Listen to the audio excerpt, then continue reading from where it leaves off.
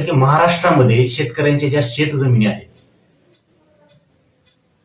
त्या शेतजमिनीतील पोटहिश्यांच्या मोजण्या, त्या पोटहिश्यांचे नकाशे ते अद्यापपर्यंत आपल्याकडे उपलब्ध झालेले नाहीत.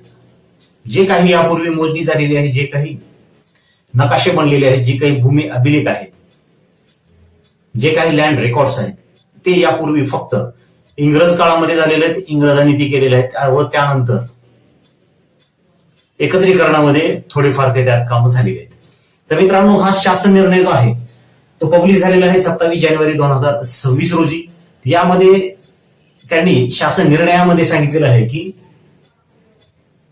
या महाराष्ट्रामध्ये, या देशामध्ये प्रथम भूमापन व जमाबंदी ही 1890 ते 1930 या कालावधीमध्ये झाली आहे. म्हणजेच की आपल्याला लक्षात आलं असेल की हे इंग्रजांच्या काळामध्ये भूमापन व जमाबंदी हे दोन्ही प्रकार झालेले आहेत.